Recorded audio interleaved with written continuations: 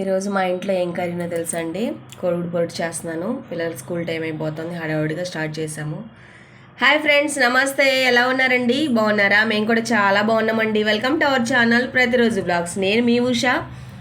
ఇవాళ వ్లాగు పొద్దున్నే 2 రోజులు సెలవు వచ్చింది. సాటర్డే సండే 2 రోజులు, రెండో శనివారం అవ్వడంతో 2 రోజులు సెలవు ఇచ్చారు కదా. ఆ తర్వాత మండే రోజు తీస్తున్న వ్లాగ్ అండి ఇది. 2 రోజుల సెలవుల తర్వాత పిల్లలకే కాదు మాకు కూడా 2 రోజుల సెలవు వచ్చింది. ఎందుకు అంటే రెండో శనివారం వర్షం పడిందండి. ఆ 3 రోజులు బాగా పడింది వర్షం. మేము పనికి వెళ్ళలేదు, ఇంట్లోనే ఉన్నాము. మొత్తం పిల్లలు మేము అందరం ఇంట్లోనే ఉన్నాము. ఆ 2 రోజులు సెలవు వచ్చేసింది అనమాట. 2 రోజులు సెలవు వచ్చిన తర్వాత 3వ రోజున ఇంకా పని, పిల్లలకి స్కూలు కాలేజీ ఉంటే ఆటోమేటిక్గా బద్ధకం వచ్చేసింది కదా. అలా నిద్రపోతూ ఉంటే ఉలిక్కిపడి లేచిన అండి. 2 రోజులు ప్రశాంతంగా దిగులు లేకుండా పడుకున్నా కదా. ఇంకా వంట చేయాలి, పిల్లల్ని స్కూల్కి కాలేజీకి పంపించాలనేసి హడావుడిగా మెలకు వచ్చింది. గబక్కన గుర్తొచ్చిందండి ఇంట్లో. ఇంకా నేను అట్టుపిండి వేయడం అసలు మర్చిపోయానండి. టిఫిన్కి ఏమీ లేదు. సేమియాలు ఉన్నాయి కదా, సరుకులు తెచ్చినా కదా, ముందు వీడియోస్లో మీరు చూసే ఉన్నారు. గబక్కన సేమియా ఉప్మా చేద్దామనేసి ఇలా అయితే స్టార్ట్ చేశాను. చూడండి, సేమియాలు, పల్లీలు, కాస్త పల్లీలు తాలింపులో వేసి బాగా వేయించి తినడానికి అక్కడక్కడ పప్పులు తగులుతూ ఉంటే పిల్లలు ఒట్టి సేమియా కాకుండా, ఉప్మా కాకుండా కాస్త బాగుంటుంది కదా అనేసి నేను సేమియాలు కొంచెం పల్లీలు కలిపి ఉప్మా చేస్తున్నాను అనమాట.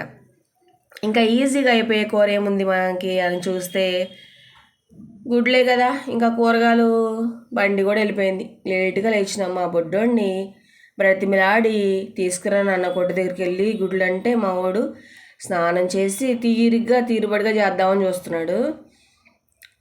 ఇంకా వాడిని బతులాడితే కొట్టుకాడికి వెళ్ళి వచ్చి గుడ్లు తీసుకొచ్చాడనమాట. ఇంకా ఇలా జరుగుతూ ఉంది మన బ్లాగు.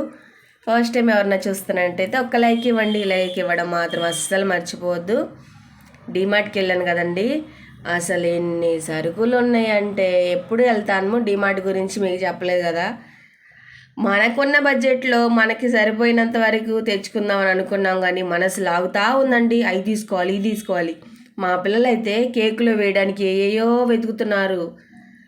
ఏంటేంటో డబ్బాలు, అసలు నాకు వాటి పేరు కూడా తెలియదు. నేను ఎప్పుడు కూడా చూడలేదండి. పిల్లల్ని బయటికి తీసుకెళ్తే ఇదే సమస్య. నేను వద్దురా సామి, మీరు వద్దంటే మా డాలిని మా అబ్బాయిని ఇద్దరిని తీసుకెళ్ళాను నేను డీమార్ట్కి.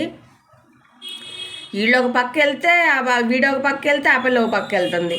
నేను సరుకులు తీసుకోవాలన్నా, మన ట్రాలీ మన దగ్గర పెట్టుకోవాలన్నా, వీళ్ళిద్దరిని వెతకాలన్నా అసలు అర్థమే కాలేదు. ఇంకో రెండోసారి బజార్కి వీళ్ళని తీసుకెళ్ళకూడదని నేను ఫిక్స్ అయిపోయాను అనమాట. అంత విసిగిచ్చినారు. చూడండి, డీమార్ట్ అంటే పరిగెత్తుకుని వచ్చారు. ఇంట్లో పనులు చేయమంటే అసలు ఏలాడ తీసుకుంటాం మొహం. చేస్తానికి మా అబ్బాయికి ఊపే రాదు అసలు. కొట్టుకాడికి వెళ్ళొచ్చి గుడ్లు తీసుకొచ్చాడనమాట.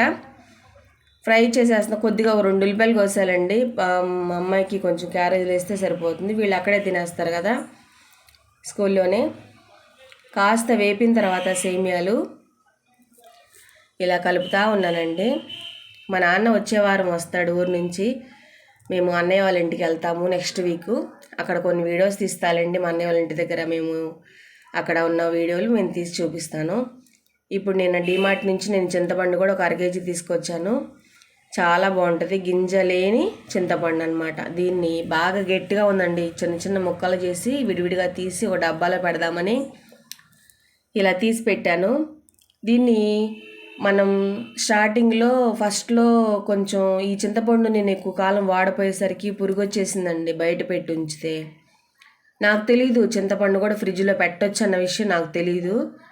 అప్పుడు నాకు తెలిసిన ఒక ఫ్రెండ్ చెప్పింది, చింతపండ్లు కానీ లేకపోతే ఏదన్నా రవ్వలు కానీ ఇలా కొంచెం 1 నెల పైన వాడపోతే పురుగు వచ్చేస్తున్నాయి. మనది కొంచెం పెద్ద ఫ్రిడ్జ్ ఉంటే ఎవరికైనా, మాది బుడ్డదిలేండి, పాతది అది కూడా. కొత్త ఫ్రిడ్జ్లు కొంచెం పెద్ద ఫ్రిడ్జ్లు ఉన్నట్లయితే మనకు కావాల్సిన వస్తువులు, మనం సరుకులు ఉంటాయి కదా, ఈ పిండిలు కానీ రవ్వలు కానీ చింతపండు, బెల్లం కూడా అండి. బెల్లం కూడా ఫ్రిడ్జ్లో పెట్టుకుంటే, అంటే నేను పెడతాను, పెట్టచ్చో లేదు నాకు తెలియదండి. నేను మాత్రం చీమలు కాకుండా అదొక రకంగా ఇంకో చిన్న చిన్న చీమల టైపులో ఉంటాయి చూసారా, అదొక రకమైన స్మెల్ వచ్చింది అది పడితే. అలా ఎన్ని గడ్డలు నేను బెల్లం పడేశాను అనుకున్నారు. ఇప్పుడు నేను తీసుకురాగానే ఫ్రిడ్జ్లో పెట్టేస్తున్నానండి.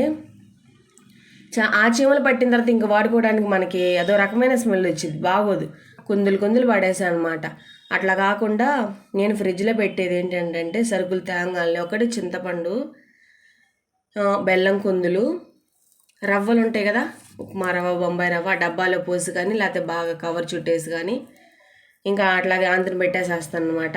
మనకు కావాల్సినప్పుడు వాడుకొని ఇంకా మళ్ళీ పెట్టేసేది.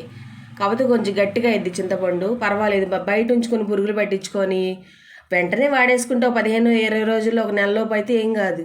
3 నెలలు అట్లా ఉంచితే ఖచ్చితంగా పురుగు పట్టిద్దండి. మనం చింతపండులోంచి పురుగు పడితే తీయగలం బయటికి? అసలు వల్ల అవ్వదు. చింతపండు ఎంత పండు ఒకసారి నేను పడేసానంటే, మనం రూపాయి కష్టపడితేనే వస్తుంది. ఇలా పడేసుకుంటే ఏమొచ్చుద్ది చెప్పండి? కానీ మనసు రాదు అంతన క్లారిటీ లేకుండా వాడుకోవడానికి. ఎంత తీసినా ఏదో ఒకటి ఉండిపోయిందేమో అనే దిగులు ఉంటుంది కదా, ఆలోచన అనేది ఉంటుంది కదా. అందుకని వాడాలేము, దాన్ని పాడేలేము. రెండోసారి నేను అలా జరగకుండా తెచ్చిన సరుకుల్ని పూర్తిగా యూజ్ చేయడానికి ఏం చేయాలనేసి ఆలోచించి అలా చేస్తాను అనమాట. చూడండి, వాళ్ళ సేమియా ఉప్మా బాగా వచ్చింది. చక్కగా వేయించుకొని ఫస్టే తాలింపులో వేసుకొని, మీరు చూసారుగా ప్రాసెస్ మొత్తం. ఇలా నేను సేమియా ఉప్మా పిల్లల కోసం పెట్టాను. ఇంకా వస్తుంది కదా, అది నేను తినేస్తానమాట. ఇంకా మా వారికి, ఆయనకి ఇలాంటి సేమియా ఉప్మాలు, ఇడ్లీలు అలాంటివి ఆయనకి నచ్చవు. బయట ఏ కాడికి అయితే దోశ, ఎగ్ దోశ, పరోటా ఇవేనండి ఆయన తినేది. అట్లు వేస్తే మాత్రం ఇంట్లో తింటారు. ఇడ్లీ ఇవన్నీ ఉప్మాలు ఇవన్నీ ఆయనకి పడవన్నమాట. ఇవి ఓన్లీ నా కోసం, మా పిల్లల కోసం మాత్రమే నేను చేసుకుంటూ ఉంటాను. బయట తెస్తే చాలా అమౌంట్ అయిపోద్ది. ఏమన్నా కొంచెం సేమియాలు వేసానా, చూడండి 4గురికి వచ్చింది ఉప్మా. ఇదే బయట కొనాలంటే 150 రూపాయలు అయింది. చెప్తున్నా మాట వరుసకి. ఇప్పుడు డబ్బులు లెక్కలేని వాళ్ళు ఎంతైనా ఖర్చు పెడతారు. మన బోటి వాళ్ళు ఏంటంటే చూసి జాగ్రత్తగా వాడుకోవాలి. అది కూడా మనకి నచ్చినట్టుగా టేస్ట్గా వండుకొని. నా ఉద్దేశం, మీ అభిప్రాయాన్ని కామెంట్ ద్వారా తెలియచేయండి, పర్వాలేదు. ఇప్పుడు కూర కూడా చేసేద్దాము. కొంచెం తాలింపులు వేసాం. అమ్మొక్క తాలింపులు ఎక్కువైపోయినట్టున్నాయండి, కొంచెం తీసేస్తాను. ఆవాలు పంటికి తగిలితే అసలు బాగుండవు. కొంచెం తీసి పక్కన పెట్టాను. దాన్ని ఏదో ఒకటి చేస్తానండి, ఏ తాలింపు వాడేస్తాను. ఎందుకంటే ఆవాలు ఎక్కువైనా కాస్త కసకసలాడుతూ తగులుతూ ఉంటుంది కూరకైనా ఉప్మాకైనా. అందుకని కొంచెం తీసేసి కొంచెం ఉంచాను అనమాట. 2 ఉల్లిపాయలు పిల్ల చేత కోపించాను. వీడియో పని అవుతుందా, ఉప్మానా, అన్నమా, మళ్ళీ ఇల్లు క్లీనింగ్గా, అంట్లా ఇవన్నీ పొద్దున పోటే కదా. అందుకని పిల్ల 2 ఉల్లిపాయలు కోయమ్మ ఒక్కరిని క్యారేజీలోకి నేను వండేస్తాను, కోవిడ్ పొరటు చేస్తానని చెప్తున్నాను. మా అమ్మాయి చక్కగా కోసి చిన్న చిన్న ముక్కలు. మా బొడ్డో టిఫిన్ చేస్తున్నాడండి. వాడు ఈ మధ్య వీడియోలో కనిపించాయా బొడ్డోడా అంటే, నన్ను తీకి నేను కనిపించాను, తినేటప్పుడు అసలు తీకి అంటున్నాడు. ఏమైందిరా, మనం చేసుకునే పనిలే కదా, మనం పెట్టేది మన కంటెంటే అది కదా, మనం బయటికి వెళ్ళి ఎక్కడ ఏం తీయలేం కదా, కుదరదు మనకి అని చెప్తే వాడు మొహమాటంగా కనబడతాడు వీడియోలో. ఇంకా ఆడపిల్లలు ఏముంది, పెద్దగా చూపించను కదా. చూడండి, 3 గుడ్లు తీసుకొచ్చి ఇలా అయితే నేను నూనెలో వేగిన తర్వాత, ఉల్లిపాయలు వేగిన తర్వాత ఎర్రగా కొట్టేశాను అనమాట. ఇలా కొట్టేసిన తర్వాత బాగా తిప్పేయద్దండి, ఊరికి అలా అలా అంటే కొంచెం తినడానికి ఆమ్లెట్ టైపులో కొంచెం పెద్ద పెద్ద ముక్కలు, గుడ్డు ముక్కలు వస్తాయి అన్నమాట. నేను అలా చేస్తాను. కొంచెం తినడానికి నంచుకున్నట్లుగా ఉంటుంది కదా. వేసింది కాసేపు ఆగి తిప్పితే అలా చూడండి, ఇలా ముద్దలు ముద్దలుగా చక్కగా ఇది ఒక ఆమ్లెట్ టైప్లో ఉంటుంది.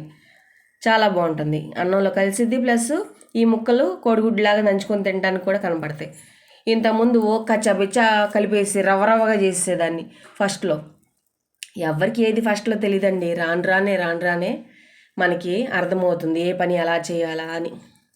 ఓకేనండి, వీడియో నచ్చితే ఒక్క లైక్ ఇచ్చి సబ్స్క్రైబ్ చేసుకోండి.